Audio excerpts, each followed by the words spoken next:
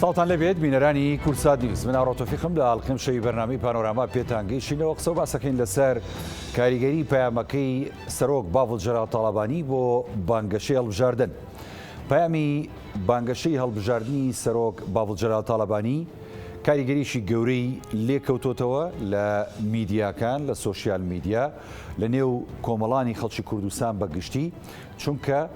پەیامەکە فرەڕەهەند و فرە ئامانجە بۆ کاری داهاتووی سیاسی و حکومڕانی و ڕێخستنەوەی پەیوەندیەکانی هەرێمی کوردستان و هەروەها ڕێخستنەوەی پەیوەندی نێوان هەرێم و بەغدا و هەروەها هەرێم لەگەڵ وڵاتانی جیهان و نێودەوڵەتی، کەواتە پەیامێکی گشتگیر لەلایەن سەرۆکی حیزبێکی کاریگەر و یەکگرتوو لە سەرەتای بانگەشەی هەڵبژاردننی پەرلەمانی کوردستان بۆ خولی شەشەم کاردانەوە و ڕنگدانەوەی جیاوازی بە دوای خۆی داهێناوە. کاریگەریشی گەورەی کردوتە سەر کۆمەڵانی خەڵکی کوردستان و تاوەکو ئێستاش یعنی لە نێو سۆشیال میدیا بینین زۆرێک هاشتاگ دروست کراوە بە ناوی پشتیوانتین سەرۆک باڤڵ جەلال تاڵابانی. ئەم شەو گفتوگۆکەین لەسەر کاریگەری و گرنگجی پەیامەکەی سەرۆک باڤڵ جەلال تاڵابانی بۆ دەستپێشی بانگەشەی هەڵبژاردننی پەرلەمانی کوردستان بە میوانداری برای بەڕێزمان کاک دکتۆر بیرا ڕەشید کە ئەندامی ئەنجومەنی نوێنەرانی عێراق لەسەر فراکسیۆنی یەکێتی لە سۆدۆ لەگەڵمان. بەخێربێت دکتۆر. خۆشحاڵین کە لە نزیکەوە بینی. منیش خۆشحاڵم لە خزمەتی ئێوە بینەرانی کەناڵی سەرچاوماناتی بەخێربێت. دکتۆر، ینی وەکو ئاماژەم پێە پەیامێکی کاریگەر لە کاتێکی هەستیار بۆ پرۆسەیەکی گرنگ کە هەڵبژاردننی پەرلەمانی کوردستانە و هەڵبژاردن دوای کۆمەڵێک ئاڵنگاری قورس و گرنگ لە هەرێمی کوردستان بڕیاری لێدراوە. خوێنەوە بۆ پەیامەکەی سەرۆک باڤڵ. دەستی جنابە خۆش بێت. سەرەتایەکی زۆر جوان باس کرد لەسەر پەیامەکەی جنابی کاک بافڵ و کۆمەڵێک بابەتی تایە کە لەوانەیە پێویستی بە ڕوونکردنەوەی زیاتر بێت بەتایبەت بۆ هاوڵاتیان، چونکە لەو پەیامەیە بابەتە سەرەکیەکان باس کراوە و بەشێکی زۆر ئێوانی کە متابعەیان هەیە ڕۆژانە بەتایبەتی لە مەجای سیاسیە لە کۆمەڵێک لە وردەکاری و تەفاسیلیا بە بڵین لە پەیامەکەی جنابیان زۆر وازەح تێگەشتون و کۆمەڵی بابەت هەیە کە پێویستە کاتێمە ڕۆژانە و جنابیشیان بۆ هاوڵاتیان و بۆ کۆمەڵانی خەڵکی کوردستانی ڕوونکەنەوە. دەستپێکی پەیامەکەی جنابیان بە بێزاری خەڵک دەستپێکات. طبعا خەڵک لە قۆناغێکایە فعلەن بێزاریکی زۆر هەیە و بێمتمانەیەکی زۆر هەیە بە زۆرێک لە حیزب سیاسیەکانی کە ماوەی پێش و تاقی کراونەتەوە. ئەگەر دیقەتی بن نسبەی مشارەکە لە ئینتیخاباتی ڕابردووە نەگەشتۆتە لە کەم شوێن گەشتۆتە لە 140، یعنی لە 150 کە مەفروزە لایەنی کەم نیوەی خەڵک دەنگبات پێشتر لە ئینتیخاباتی پێشتر لە 120 و 25 و 30 و ئەمانە بووە. هەڵبژاردننی پەرلەمانی عێراق. ئەمە معنای چییە؟ معنایەوەیە کە خەڵک بەشێکی زۆر متمانەی بە حیزب سیاسیەکان نەماوە لەبەرەوەی ئەوانی کە لە دەسەڵاتە بوون یا بە بڵێنەوە حیزبی کە لە دەسەڵاتە بە ڕوون بۆ پارتی دیموکرات بووە، هەمان منهەج، هەمان بەرنامە، هەمان دۆخ خۆسەپاندن وەکوی کە پەیامی دروشمی یەکێتی کاڵی گرتووە کۆتایی هێنان بەو خۆسەپاندنەی کە ئەوان بەکاریان هێناوە یاخود پەیڕەویان کردووە و حیزبی معارەزەکانیش ئەتوانین بڵێن حیزبی معارەزەی حەقیقی نەبوون، چونکە دەرکەوت کە با بڵێن زۆر ڕوونە کە لای هاوڵاتیانیش کە ئەمانە تەنها جۆرێک لە جۆرەکان چوونەتە خزمەتی پارتی دیموکراتەوە، چوونەتە خزمەتی ئەو حیزبە. من نمونە بۆ جنابتێنەوە. ئێمە لە شەوی موازنەیە لە 11 ئەگەر هەڵە نەبم 11 شەشی 2023 بڕگەیەک هاتە ناو پەرلەمانی عێراقەوە. ئەم بەرگە دەست پێشخەری یەکێتی نیشتیمانی بۆ ئەمە کەس ناتوانێت کۆڵی لێ بکە و شتێک نییە لێرە باسی بکەم و لە شوێنێکی یەکێک بڵێ چکە هەموو لە پێناو بەرژۆندی خەڵکی کوردستان بوو. ئێستا ئێمە تەفاسیلی ئەو بابەتەوە زۆر باش. شەوی 11 شەشی 2023 کە یاسای موازنە قەراری لەسەر درا بڕیاردرا لەسەر یاسای بودجە، فەقرەیەکی کێتی هێنایە ناو هەموو لایەنە سیاسیەکان خۆیان لێ دوورخستەوە. ئەویشەوە بوو فەقەرەکە ئەڵێ پارێزگاکان بە یەکسانی مامەڵیان لەگەڵا بکرێت و ئەو پارە لە بەغداوە بێت و کە هات پارەکە ئەولەویەت بۆ موچەی موچەخۆرانی کوردستایە بۆ هاوڵاتیان بۆ موچەخۆران نەک تەنها ئەوانی کە دامەزران بەڵکو موچەخۆرانی تر هەموو خانەنشینان و هەموو توێژەکان نەگرێتەوە. ئەم فەقەرەیە پارتی ڕاستەخۆ دژی وەستایەوە بۆ ئێستا ئێمە تەفاسیلی چونکە ئەمە بیانویان هێنایەوە نیانویست ئەو کاتە هێشتا نەگەشت بوونەوە قەناعە من باسی 2021م ئەنویست بە هەر جۆرێک لە جۆرەکان پارەکە بەغدا بینێرێت و ئەوان تەوزیعی بکەن ئێمە شەماون نەخێر بەغدا ڕاستە و خۆی تەوزیعی بکە شەڕەکە لەسەرەوە بوو ئەوەی کە جێی سەر سۆرمان بوو هەموو حزب سیاسی ئۆپۆزیسیۆنەکانی تریش ئەوانی کە لە بەغا تەواجودیان هەیە و ئەوانشی کە لە کوردستان لە بەغا تەواجودیان لە کوردستانیشە بەڕاستە و خۆ و بە عەلەنی بە شاراوینە چوونە پاڵ پارتی وتیان نامانوێ هەرێم زەعیف بێت و لاواز بێت و حکومەتی هەرێم وای لە بێت و ئەوانە لەبەرەوە لەگەڵ هەموو فراکسیۆنەکان ناویان بە دیاریکراوی نەوەی نوێ کۆمەڵی گرتو لێرەشەوە گۆڕان کە ئەلانی خۆی کرد ئەمەیان کە کردیان دژی ئەو فەقەرە وەستانەوە دژی فەقەرەی یەکێتی کەوتی پارەکە ڕاستە و خۆ لە بەغداوە بێت و بۆ موچەی موچە خۆران بێت باسیەوە ناکەم دواتر کە سەری گرت و وەرەقەیەکیانێ ناو ئیمزا کۆکرا ئەمە شتێکە ڕۆژانە لەناو پەرلەمانەیە بە وەسیترین بابەت ئیمزا کۆکرێتەوە شتێکی گەورە نییە و شتێکی ئەتوانین بڵێن کردەیەکی ڕۆژانەیە بەڵام شەوی موازنە و قەراردان لەسەر موازنەی ساڵێک ئەمە مستەقبەلیە تەنها یەکێتی لەگەڵ ئەم فەقەرەیە بوو هیچ لایەنێک و هیچ حیزبێکی سیاسی نییە وەشتوانن هەر لە هەر شوێنێکا سەرچی بۆ بکەن لە فەیسبوک یا گوگل بەش سیر بکەن لێدوانی هەموو حیزب سیاسیەکان کامووی دیمە بەس لەو ئیمزا کۆکردنەوەی ئەوە بوو کە ئەوانش بڵێن ئێمە پشتیوان بوو ئەمە دواتر بوو بەڵێ ئەمە دواتر بوو بەڵام قەزدم چییە ئەمە دەرخەری ئەو ڕاستیە بوو کە یەکێتی بە فیعلی ئەوێت خەڵک لەم دۆخە بێزاریە ڕزگار بکە و ئێمە شەڕی تا کۆتاییشمان کرد و خۆشبەختانە تاکە حزبی سیاسی کوردی کە لەگەڵیا بوو هەموو حزب سیاسەکان دژی بوون بەڵام قسەی ئێمە سەری کرد ئێمە سەر فەقەرەی دووەم کە ئەویژەوەیە سەرگرتنی و قسەی ئێمە وانای وایە کە یەکێتی لە بەغدا گوێی لێ ئەگیرێت یەکێتی لە بەغدایە ئێمە لە ماوەی پێشوە لەگەڵ بەشێک زۆری لە وەزیرەکان هەر لەم کۆتایە لەگەڵ وەزیری کۆچ و کۆچبەران پێشتر لەگەڵ وەزیری سەناعە یعنی ئەم قسانە زۆر کراوە کە قسەی یەکێتی لە لای سوننەش و لە لای شیعەش ئەتوانین بڵێن زۆر بەدەگمەن مناقشەش ناکرێت ڕەتکردنەوەی نییە و هەموو حزب سیاسەکان لە ئێستا لەسەرەوە کۆکن کە چارەسەرکردنی ئەم دۆخە لە بەغداوێت ئەیکێ لە بەغداوە گوێی لێ ئەگیرێت تەنها نیشتیمانی بەڵام لە ماوەی ڕابردووە ئەم گرفتانە بۆچی دروستە بوو ئێمە لە بەغدایە هەموو هەوڵێکمانەیە جنابی کاک بافڵ سەرۆکی یەکێتی نیشتیمانی خودی خۆی ئەو وەفدانەی کە هاتن لە بەغدا کێشەکان چارەسەرکرا وەکو فراکسیۆن وەکو جیهەتی سیاسی لەوێ چارەسەرکرا کە هاتەوە لە بەرەوەی سەرۆکی حکومەت و سەرۆکی هەرێمە دەستیەکێتیەوە بوو ئەرقەلەیەکیان دروستە خست گرفتێکیان دروستە کرد سەردانێکیانە کرد جونگە ئەساسیەکان کێ بوون سەرۆکی حکومەتە سەرۆکی هەرێمە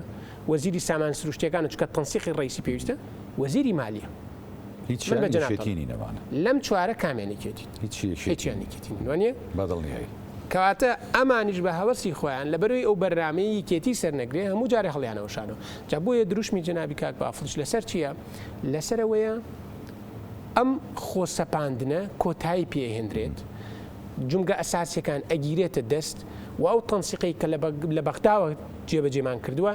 لە ئەرزی واقعا و لە هەرێمی کوردستانە ئەیبەستینەوە جێبەجێیەکرد کەواتە استراتیژەکەی کاک باوڵ لە پەیامەکەدا وەکو جەنابی شتاماژەت پێدا و ڕوونکردنەوەیکی جوانتدا لەسەری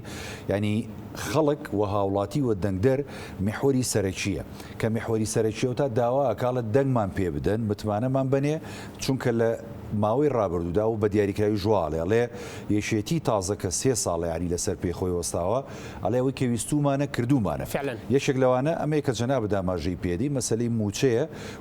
هەم دیسان لە پەیامەکەشە سەرۆک باوڵ پێداگری لەسەرگاتەوە ئەڵێ متمانەمان پێ بکەن و دەنگمان بدەنێ بۆی لەگەڵ بەغدای ئەمەم کێشەی بە کۆتا بێنین کەواتە جارێکی دیکە متمانەدانەوە بە یەکێتی نیشتیمانی کوردستان بۆ پەرلەمانی کوردستان وا دەکا پەیوەندیەکان لەگەڵ بەغدا ئاسانتر و باشتر بێ لە وبارەکانە دکتۆر بڕیار 100% استێمە تەفاسیلی ئەو بابەتش ئێمە هەدەفەکەمان لەوان نییە ینی منەمە زۆر جار لە بەرەوی لێپرسای بازنی دەی سنووری زەرگەتە و ڕزگاری و بەختیاریشین زۆرێک لە کاندیدەکان کێنێمە مناقشەوە شەکەین بابەتەکەەوە نییە تەنها ئەم کاندیدە بە ڕێزە یان فلان کەس بڕوات گرفتەکەمان بۆ چارەسەر ئێمە چاومان لەسەرەوە نییە کاندیدێک زیاتر یان کەمتر دەربچێت ئێمە چاومان لەوەیە معادلە سیاسەکە ڕێک بکەینەوە معادلە سیاسەکە بە زۆرترین کورسیە بێت چونکە ئەم هەڵبژاردنە ئەمە داهاتووی حیزبێکی سیاسی لەسەر بەند نییە داهاتووی هەرێمی کوردستان لەسەر ئەم هەڵبژاردنە بەندە ئایا هەرێمی کوردستان بەرگەی خۆ لێرەوە لاتۆ 4 ساڵ انتخابات نییە 5 ساڵ و 6 ساڵ بەبوونێ و نەدوایەخن ئایا بەرگەی 5 ساڵ و 6 ساڵی کەی ئەم جۆرە حکومڕانیە ئەگرێت یان نە چکەم نەڵێم نە و بەشێکی زۆری چاودێران و توێژەران و هەموو لایەنە سیاسەکانیش لە هاوڕان کە بەرگە ناگرێت جدی و گرنگەوە بەم ئاراستەیە بڕۆین و مستقبلی هەرێمی کوردستان و هەموو هاوڵاتیان بخینە مەترسیەوە یان ئەم ڕێڕەوە حکومڕانی بە فعلی ڕاست بکەینەوە ئەمەی کە جنابە ئاماژەت پێەیە یەکێکی تر لەو بابەتانی کە جنابی کاک بافڵ تاکیدی لێ ئەکاتەوە لەسەرەوەی کە ئەوەی ئەیڵێت جێبەجێەکات یعنی دروشمی زۆری ینی ئەگەر من بەشێک لە انتخاباتەکان لە 12/5/2010 و 30/2010 پەرلەمانی عراق و پەرلەمانی کوردستان من وتەبێژی لیستەکان بوو 12/5 و هیچ سینۆش زۆر جوانبیرمە بەشێکی زۆری لە پەیامی حیزبە سیاسەکان تا تەنانیکێک لە پەیامەکانی پارتیە بوتیان واکەین کە خەڵک بەشدار بێ لە نەوتە لە داهاتی نەوت و ئەوانێ یعنی ئەمە نەکەوەی بەشدار نەبوو بەڵکو بوو بە مەینەتیکی زۆر گەورە و کە تاکو ئێستش من کۆتاجا لای وەزیری نەوتی عراقی بووم لەگەڵ یا دوو بە دوو دانیشتنم کرد گرفتی بۆ عراقیش دروست کردو نەک تەنها بۆ هەرێمی کوردستان ماڵوێرانی بوو بۆ خەڵک یەکێک لەو گرفتاناڵێ ئێمە اتفاقیمان لەگەڵ ئۆپیکا هەیە بەڵام سێرەکەی ئەڵێ اتفاقەکە ئەمان ویان کردووە کە مشکلەی بۆ ناونێتەوە نەوتی زیادە دروستەکەن و تر پێویست ناکە بچینە تەفاسیل هەموو هاوڵاتیان ڕوونە کە بە چ ڕێگەیەک و ئەی بنت دەرەوە بە قاچاخە فرۆشترێ ئەمەی کە ئەم پەیامانە قەزم لە چی بوو زۆرێک لەو حیزب سیاسیانە بەڵێنی جۆرا و جۆریانە واکەین و یعنی هەر حیزب معارضەکان تەنان جاوالات و محافظیشیان دیاریکردن ئەما بێتە محافظم برادریان بەڕێز بەڵام واقع چی لە کەرکووک یەکێتی و خودی جنابی کاک بافڵ بەڵێنێکیە محافظ ئەیکینەوە بە محافظێکی کورد و یەکێتی پێشەکی کورد ئەنجایەکێتی و تەسەور ناکەن لەبەرەوەی ئێمە لە بەغدای نەزانین چ زەختێک هەبوو لەسەر و بابەتە ئەزانین چ زەختێکی نێوخۆی ناچ زەختێکی نێودەوڵەتی هەبوو لەسەر دەوڵەتی و هەرێمایەتی بەڵێ بەسترا بوو بە کۆمەڵێک مەلەفی زۆر گەورەوە بە ڕئیسی پەرلەمانەوە بە کێشی وڵاتانی چوار دەورەوە بە تورکیاوە بە وڵات بە وڵاتەوە بەڵام بۆ کوردووە بۆ ئەم قۆناغا زۆر گرنگ بوو کە هەموو قوتی خۆیەکێتی بخاتە گەڕ بۆی محافظێکی کورد دابنرێ و محافظێکی یەکێتی و فعلا دایناو و خراوە نەتیجەکەش ینی پێویست ناکە ینی شتێک نییە بڵێن نەزەریات و یۆتۆپیە وا ئەەکەین و ئەمە عملە ئەمە تاو لە بەرچاوە ڕوونە بابەتی دووەم بۆ منە مۆزوعی مووسڵ ینی ئەو تەزویرەی کە لە مووسڵە کرا ساڵانیش لە هەرێمی کوردستان ئەگەر زیاتر نەبووە کەمتر نییە بەڵام وا لێ هات بۆنەوە لەو بابەتەشە نەگەوەی کە پارتی دەسەڵاتی نەبوو بەڵکو بایکۆتی کردووە لە دەروی معادلەی حکومڕانی حکومەتی خۆجێیە ئێستا بابەتی هەڵبژاردن یعنی ئێمە چوینە هەڵبژاردنەوە ئێمە هەر زوو هاوارمان کرد من لە مقابلەکانی خۆم لە سوشال میدیا کە دامناو کات باسی تەرەقیەکانی جۆری تەزویری کورت و مختصر پارتیمانە کرد کە بە چ ڕێگەیەک و چۆن هەنگاوێنێت بۆ ئەو بابەتانە ئەمە کۆتایی پێهات شێتیەوەشی کرد بەچی کۆتایی پێهات ئەمە تەمەنەمە مەفروزە هەموو حیزب سیاسیەکان سپاسی یەکێتی بکەن بە تایبەت دەوانێت کە لە دەروی معادلەن خۆیان وەکو با بڵێن معارەزەن بە جۆرێک لە جۆرەکان گەرناوێت معارەزە یا ئەوانەشی کە لە حکومەتان و لەگەڵ پارتیا شەراکەتیان هەیە چونکە حەجمی حەقیقی حیزبەکان لەمە دووە هێواش دەرەکەوێت کۆتاکان کە دە کورسی بوو برادرێک باسی بابەتێکی کرد وتی کۆتاکان برادێکی پارتی خۆی پێوتبووی ئاگادار بن ئێوە نابێت لە ئێمە پارتی تر بن بە کۆتاکانی ینی ئەوەندە پارتی بوون وتبووی ئاگادار بن لە ئێمە پارتی تر مەبن ئەمە پارتی پێوتن باشە ئەمە کۆتایی پێات کۆتاکان نوێنەری حەقیقی خۆی دابنرێ دابش کراوە بەسەر پارێزگاکانە و کەمیش کراوەەوە ڕێژی حەقی خۆی دابنراوە بابەتی یاسای هەڵبژاردنەکە دابشکردنی زۆنەکان ینی خێرە بۆ نمونە من بە جەناب دەڵێم ئایا لە دوهۆک معاش وەزعی ژیانی خەڵک هایلایفەژی و لە سلێمانی فەرقیە نەخێر ئەو معاناتی هاوڵاتیەکی سلێمانیەتی هەولێریشێتی دووەکیشێتی ئەی خێرە لێرە نسبەی مشارەکە و ڕێژەی دەنگدان لە 125 و 30 لەوێ لە 167 ئەمە زۆر وازەحە زۆر وازەحە لەبەرەوە بە دوو ڕێگری کرا لەم جۆرە تەزویرات و لەم خڕوقاتی کە ئەکرێت یەکەمیان دابشکردن بوو بۆی سلێمانی حەقی خۆی وەربگرێ هەڵابجا حەقی خۆی وەربگرێ هەولێر حەقی خۆی وەربگرێ و دووهۆکیش حەقی خۆی وەربگرێ ئەمە یەکەمیان دووەمیشیان ئیشکردنە بە تۆماری دەنگدەران و کارکردنە بە مفۆزی عراق ینی هەموو ئەوانش کە لە ئەسنای کۆبوونەوەکانە کە قسە کراوە کە جنابی کاک بافڵ باسیوی کردو کە ڕێگری لێ ئەکات وە چاکی ئەەکەین بە تایبەتی یاسای هەڵبژاردن هەموو چاکرا واتە شتێک نییە تاکو ئەم قۆناغەش کە قسەی لەسەر کرد بێت و نەکرابێ بۆ ئەم قۆناغە و بۆ ئێستا و بۆ ئەم هەڵبژاردنە ئەو بەڵێنانی یاخود ئەو پەیامی کە بە هاوڵاتیان یاوە جێبەجێ ئەکرێت ئەویش بە پاڵپشتی هاوڵاتیان و دەنگدەران بۆ ئەوەی یەکێتی بەهێز بێت ئەو بەرنامەی کە دانراوە جێبەجێ بکات پێویستە قووەتی هەبێ قووەتەکەی سەرچاوەکەی لە دەنگی خەڵکەوەیەت لەبەرەوە ئەمە مەسیری کوردستان و ئایندەی تاک بە تاکی هاوڵاتیانی کوردستانە کە مەفروزە خۆیان بە گەڕوتینەوە لەگەڵ یەکێتی نیشتیمانی بێنە سەرخەت و خۆیان بەدەستی خۆیان کۆتایی بەم حکومڕانیە چەوتە بێنن زۆر جاریانی هەر یەکێ لە دروشمە سەرچیەکانی ینی بانگەشەی هەڵبژاردننی یەکێتی نیشتیمانی کوردستان و لیستی 129 ینی کۆتاییێنانە بەم دەسەڵاتە خۆسەپێنی کە لارێمی کوردستان هەیە ینی هەموو لایەکیش دەزانێت دەو دەسەڵاتی کە خۆسەپێنە دەسەڵاتی پارتی دیموکراتی کوردستانە و یەکێتی ئەمەشی نەشاردوتەوە ینی تەنانەت دەوتا گەیشتۆتە نێو ینی حکوومەتی کاربڕێکەریش لەوەیە ئەمە ئاراستەی تیمی پارتی کراوە بە سەراحەتیش پێیان وتراوە ڕاستی کە کۆتایی بەم دەسەڵاتە خۆسەپێنەتان دێنین ینی قوبات جێگیری سەرۆکوەزیران نەیشاردەوە بە هیچ شێوەیە کەواتە ینی پاڵپشتیکردن لە پەیامەکانی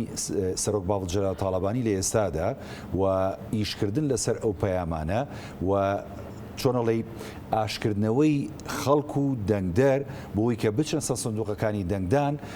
چەند گرنگە بۆ ئەوەی کە پرۆسەی دیموکراسی و ئاشتەوایی لە هەرێمی کوردستان لە دوای هەڵبژاردن بەڕاستی جێبەجێ بکرێت و یەکێتی نیشتیمانی کوردستان چکە خەمی دوای هەڵبژاردن نیشێتی بەڕاستی دەیەوێت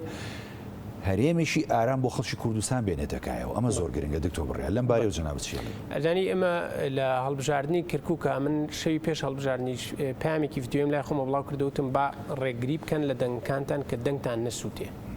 بەبستەکەمەوە نەبوو کە شێوازی دەنگدانەکە خەڵەت بێت و فۆرمەکە ڕوون بکرێتەوە تم دەنگ با بۆ ئەو حیزبانە نەبێت کە حیزبی بچووکن لە بەرەوەی ئەم دەنگە یەکسانە بە دەنگ سووتان فعلەن بینیمان کەوا بوو زیاد لە نزیکی 40,000 بە نزیکی تقریبا ئەگەر لە یادما بێت 40 بۆ 50,000 دەنگی دەنگدەری کورد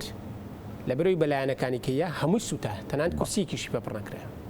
ئەم جارش زۆر گرنگە زۆر گرنگە کە دەنگەکان دووبارە نەسووتێتەوە کێیە کە ئەتوانێت یانیمە ئەڵێن حکومڕانی و ئەم دۆخی کە لی هاتۆتە ئاراوە وازەحە کێلی بەرپەر سەرۆکی حکوومەتە سەرۆکی رێمە وەزیری مالیە وزیری سامان سروشتەکانە مانای چیانی کێتی کاتە پارتی پشکی سەرەکیە لە مەوزوعی لەم حکومڕانیە چەوتە کێ ئەتوانێت ئەم خۆناغە چاک بکات حیزبەکان ئەو لایەنانی کە جۆرێک لە جۆرەکان لە حملەیەکی ئینتیخابی پۆپۆلیستی ئەبەن بەڕێوە ئەمانە ئەتوانن ڕوبەڕووی پارتی ببنەوە یانی کێتی ئەتوانێت چکە ئەمەیش لەسەر ینی من دووسێ نموناهێنمەوە لەسەر مۆزوعی بەغدا بۆ نمونە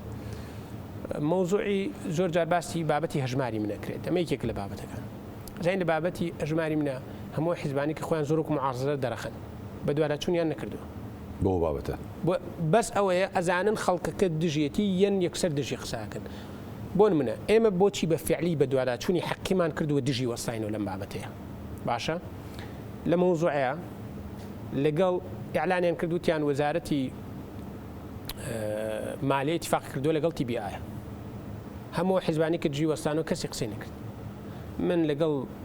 مدیر عامی بانکی TBI دانیشتنم کرد دوای ئەوەیە کۆنگری ڕۆژنامانیم لە بەغداوە کرد لە ناو مەڵبەندی بەغداوە وتمەوە اتفاقەکەیە نەکراوە نە ئیمزا کراوە نە لەسەری ڕێکەوتون نە هیچ بەس قسە بووە بەڵام ئەمانەی کە وەکو ئۆپۆزیسیۆن و لە بەرەی خەڵکا بوون هەرو عەزێتەشیان نەکێشا کە بڕۆن سەردانێ بکەن بە دوواداچێن هیچ حیزبێکی سیاسی تەحەداکەم وانەی کە لە بەغدا وجودیان نە دانیشتنەکان لەسەرم بابەتانە لەگەڵ بانکی مدیر عامی بانکی ڕافیدین و ڕەشید و TBI نەکردووە باشە ئێمە کردومانە لەگەڵ هەر سێ ئەو بەڕێزە لەگەڵ ڕافیدین لەگەڵ ڕەشید لەگەڵ TBI دانیشتنم کرد و لە سوشال میدیا بڵام کردەوە وتم ئەسڵەن پێویستی بە هیچ نیەم فەرعانش تەنانەت بکرێت هەرچەنە ئێمە لەگەڵ ینی هەموو دامێکمان کردو ئامادەکاریمان کردووە کردنەوەی فەرع بەڵکو تەوتین نەتوانێت ڕاستەخۆ لە ڕێگەیوانەوە بکرێتەوە واتە قەزدم چییە ئەبێ خەڵک لە واقعیت تێبگا کەمانە ینی حزبی پۆپۆلیستیت لەسەر مەشاعری خەڵکی شەکە بەڵام یەکێتی زۆر جار قسە گلەیەکاکرا باشە بۆ بەردەوام جوابی ئەمانە نایەنەوە ئێمە نامانوێت جوابی ئەمانە بین ئێمە مانوێت ئیشەکە بکەین کەواتە ئەرکە قورسەکە و کارێ قورسەکان تەنها یەکێتی نیشتیمانی کوردستان دەتوانێت بە ئامانجی بێنێ ئەمە بە فعلی ینی من بۆ یەک نمونەی بەسیط بۆ جەنابیشی بێنمەوە هەر لەسەرەوە بابەتە مەوزوعی خانەنشینی چەندێک کاری لەسەرکرێ زۆر جار کە کنگرە ڕژنامانیەکەن بەشێک لەو برادرانە کە خۆیان وەکو ناڕازی دەرەخن بەڵام بە هەمان شێوە وەکو فراکسیۆنی یەکێتی تاکە لایەن بووین کە لەگەڵ سەرۆکی لیژنەی کە ڕاستپێراو لەلایەن سەرۆک وەزیرانە بۆ هاوتاکردنی موچەی خانشینان من دووسێ جار دانیشتم لەگەڵا کردو بە هەمان شێو پەیامی ڤیدیۆیشم بڵاو کردو جەناب لە لیژنەی دارایت لە لیژنەی ئابووری باشە جا قەزدم چییە ئەمانە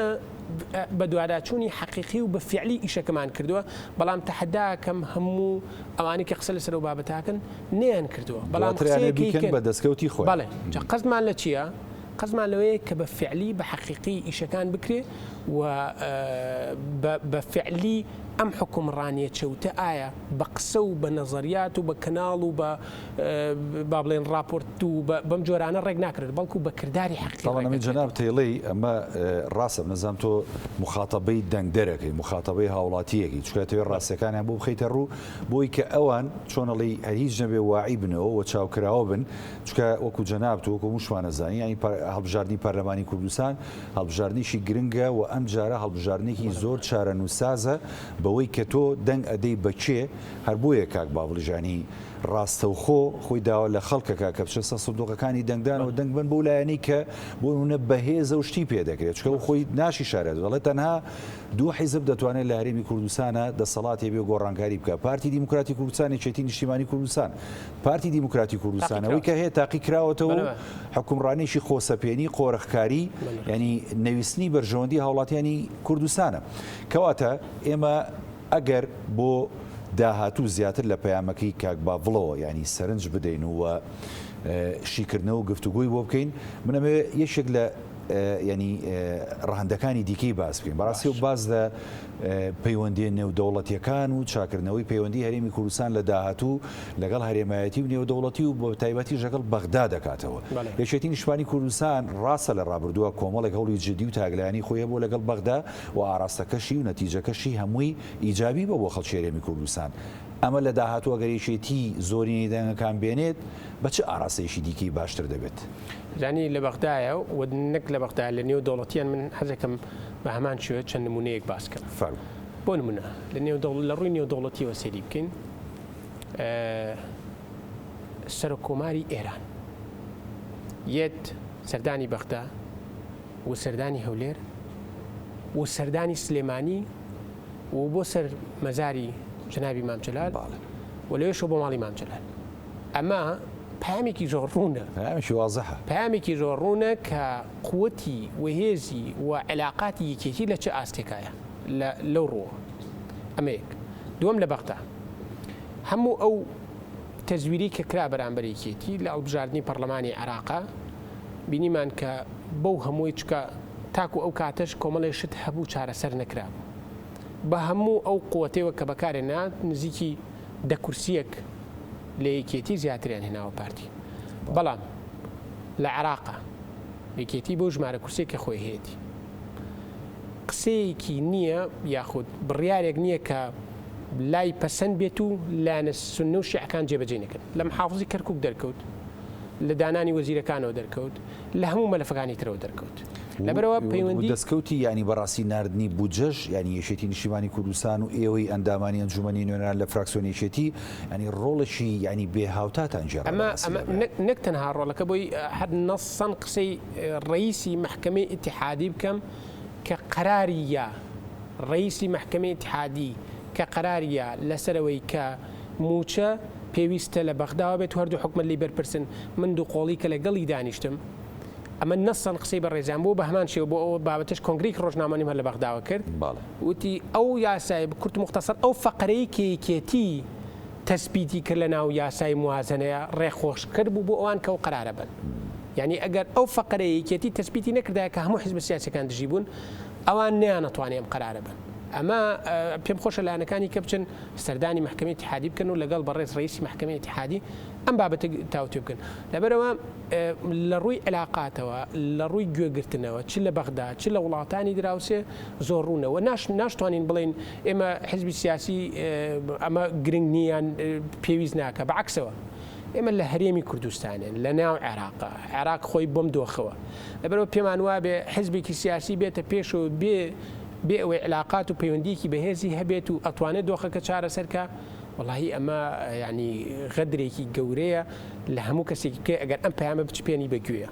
لەبەرەوەی تۆ دۆخەکەت بەستراوە بە وڵاتانی دراوسیەوە بە عێراقەوە تێگەشتن لە معادلەی سیاسی لە معادلەی مەذهبی لە وڵاتانی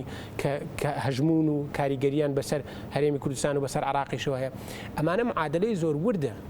لەبەر ئەوە ئەگەر لایەنێکی سیاسی کە بێوە ڕکابەر بێت و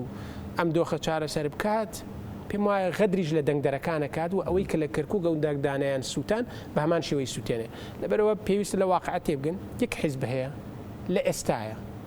لەم دۆخی ئێستا لەم دقیقە قساکەین و بۆم هەڵبژاردننی پەرلەمانی کوردستان یەک حیزبەیە ئەتوانێت ئەم دۆخە چارەسەر بکات ئەوژیکێتی نیشتیمانیە بۆ بەرچاوڕوونی هاوڵاتیانیش لە وڵاتان و کاریگەری بە تایبەتی بۆ من لەم دۆخی ئێستاە کە ئێران بە تایبەتی علاقەیەکی بەهێزی لەگەڵ عێراق و کاریگەریەکە یەکێتی نیشتیمانیەوە پەیوەندەکەمان ڕوون کردەوە کە خودی سەرۆکۆماریان کە سەردانی شاری سلێمانی و سەردانی ماڵی مام جەلالی کردووە و لەگەڵ جنابی کاک بافڵ کۆبنەوەی کردووە لە عێراقەوە بوجەمە هەموو لایەک متفق لەسەر کە بوجە و کە موچە پێویستە لە عێراقەوە بێت چه حزبێک سیاسیەکە لەگەڵ عێراق و هەموو حزب سیاسیەکانە پەیوەندی بتەوێ بێ یەکێتی نیشتیمانیە تەنها یەک فەقەرە ماوە کە یەکێتی جێبەجێ بکات ئەویشەوەیە لە نێو حکومڕانی کوردیا جومگەی ئەساسیەکان بگرێتە دەست بۆ ئیتیفاقیانی لە بەغداوی کات ئەو پاڵپشتی نێو دەوڵەتی کە هەیەی بیچەسپێنێ لە ناو خۆیان بۆ بەرژەوەندی خەڵکی کوردستان بێ زۆر باشە ئێمە ینی کاتێک بۆ نمونە سەرۆک باوڵ جەلال تاڵەبانی پەیامێکی ئاوها گرنگ لە سەروبەندی دەستپێکردنی بانگەشەی هەڵبژاردننی پارلەمانی کوردستان دوای 5 ساڵ 6 ساڵ لە ئەنجام نەدانی ینی دێنێتەکایەوە ینی ئەو تا بینین کاردانەوەکانی و ڕنگدانەوەکانی لە ناو میدیاکانەوە لە سوۆسیال میدیا بەڕاستی ئێمە لەم پەیامەدا زۆرترین پشتیوانی گەنجانمان بینیوە لە پەیامی سەرۆک باوڵ جەلال تاڵەبانی بۆ ئەم خۆناغە دکتۆر بڕیار جەنابی شەوەکو گەنجێک منیش خۆشمەر گەنجمای گەنجان کاریگەریشیان هەیە بۆ پاڵپشتیکردن لە پەیامی سەرۆشی حیزبێک کە دەوێت ئەم دەستکەوتە گەورانی کە بەدەساتەوە بۆ کورد بپارێزێ و کۆمەڵە دەستکەوتی گرنگتریش بەدەست بێنێ بە حەقەت ڕۆڵی گەنج چۆنە بێ لێرەدا ئەزانی من زۆر دڵخۆشم بە تایبەتی بە گەنجان لەم قۆناغەیەوە بەدەمەهاتنیان بۆ ئەم هەڵبژاردنە لاین گەنج یەک شتێوێت کورت و مختصر بێزار بوو لەوەی کە پام و دروشمی جۆرا و جۆر عملی ئەوێت باشە ئەو ئەوێت ئەو قسەی کە ئەکرێت یا ئەو بەڵێنە ئەیرێت جێبەجێ بکە چکە گەنج بە تەبیعەت وایە تەحملی کەمە یعنی ناکرێتەوە بڵیت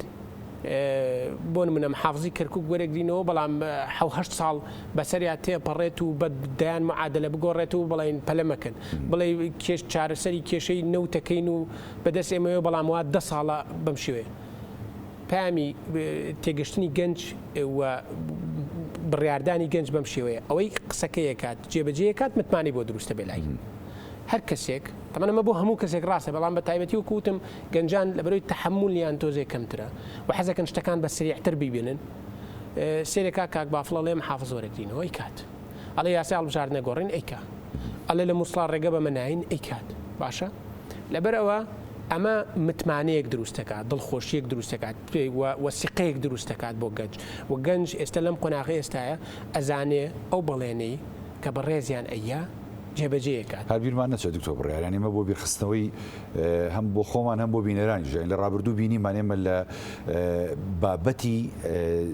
دابین نەکردنی دەرماڵە بۆ خوێندکارانی زانکۆپەی مانگاکات هێن سەرۆک باڤڵ خۆی هەمویانی بان کرد لە نزیکەوە لەگەڵیان دانیش بەڵێنی پێیان بەڵێنەکەشی جێبەجێ خۆی بە یەکێکە لە میحۆرە سەرەکیەکانی متمانەدان بە سەرکردەیە کە تۆ گەر 100% خوێندکارانە بەشێکی زۆری لەگەڵ چەندین یا چەندین کۆبنەوە کراوە واکەین و مەفروزی خوێندکار ئەمەی بۆ بکرێت و مستەحەقە بۆ بەڵام هەندێک قسە بۆ کراوە دوایەوە کەس بۆی ناکرد بەڵێ کەس بۆی ناکرد بەڵام ئەمەی جیازەکەی جنابی کاک بافڵەوەیە کە قسەی لەگەڵکردن گەشتە و قەنەعەتە و جێبەجێ گەنج ئەمەیەوێت 100% ینی هەموو من ینی بۆیە تەکیت لەسەرەوەکەمەوە لەوانەیە کۆمەڵێک کەسانێک تا ڕادێک بیرکردنەوەیان جۆرا و جۆر بێت لەسەرەوەی کە ئەم بەڵێنە دراوە ئاسایە مودەیەکی کە یان جارێ دوا بخرێەوە تا ڕادێک لەبەرەوەی لەگەڵ بەشێکی زۆری حیزب سیاسەکانەوە وعدیان ناوە جێبەجیان نەکردو لەگەڵ ئەم دروشمیان ڕاتم بۆیە ئەمەی جنابی کاک بافڵە توانین بڵێن جۆرێک لە جۆرەکان تازەیە بۆ خەڵک چکە سیاسی یاخود حیزب سیاسیەکان بەداخەوە لە ماوەی ڕابردووە بەشێکی زۆریان کە بەڵێنێکیان ناو ئیتر لی نەپرساوتۆ خەڵکەکە لەگەڵەوەیان ڕاهاتوە بۆیە کە ئێستا بەڵێن ئەیرێت و جێبەجێ ئەکرێت ئەمە هەم شتێکی تازەیە بۆیان هەم دڵخۆشکەرە بۆیان لەبەرەوە ئومێدێکی زۆر هەیە و ڕۆژانەیەمە گەنجێکی زۆر پەیوەندیەکەن و هەر ئەمڕۆم لە بازنی لای خۆمان چەندین گەنج هاتووە کە تازە شمولی دەنگدانەکات هیچ باگراوندێکی حیزبی نییە هیچ کەسێکی حیزبی نییە هیچ ئەتوان بڵێن لینکێکی نەبوو لەگەڵ حیزبا بەڵام هاتووە ئەڵە من حەزەکەم لەم هەڵبژاردنەیە نەگەوەی کە دەنگ بم حەزەکەم بەشدار بم لەم هەڵمەتەی ئێوەیە ئەمە متمانەبوونێکی یاخود متمانەیەکی کە لای گەنج دروست بە بەم پرۆسیاسی و بە یەکێتی نیشتیمانی دکتۆر بڕیار من هیچم نەماوە نامێت زیاتر ماندوو بکەم ئەگەر پەیامی کۆتایی دێت توای ئاڕاستەی بکەی سپاس دەکەم من ئومێد دەکەم کە لەم هەڵبژاردنەیە هاوڵاتیانی هەرێمی کوردستان لە واقعە تێبگەن کە ئەمە مستەقبەلی هەرێمی کوردستان بەم هەڵبژاردنەوە بەندە هاوڵاتیانی هەرێمی کوردستان چیتر بەرگەی ئەم جۆرە حکومڕانیە ناگرن کە چەند ساڵێکی تر بخایێنێت پێویستە لێرە نقطەیەک دابنرێت و کۆتایی بەم دەسەڵاتە خۆسەپێ نەبێنرێت و ئەمە تەنها و تەنها بە یەکێتی نیشتیمانی ئەکرێت. بەڵێ زۆر سوپاس بۆ ڕێبەڕێزمان دکتۆر بڕیار ڕەشید ئەندامی ئەنجومەنی نوێنەران لە فراکسیۆنی یەکێتی بەرپرسی بازنەی چەندیش بوویت؟ بازنەیدا دەستەکانی خۆشێ بە خێراتی بۆ بەرنامی پانۆرامە زۆر سوپاس. بەڵێ بینەرانی بەڕێز ئەڵقەی بشەی پانۆراماتان پێشکەش کرا تا بە یەکگشتنەوەیشی دیکە خواتان لەگەڵ.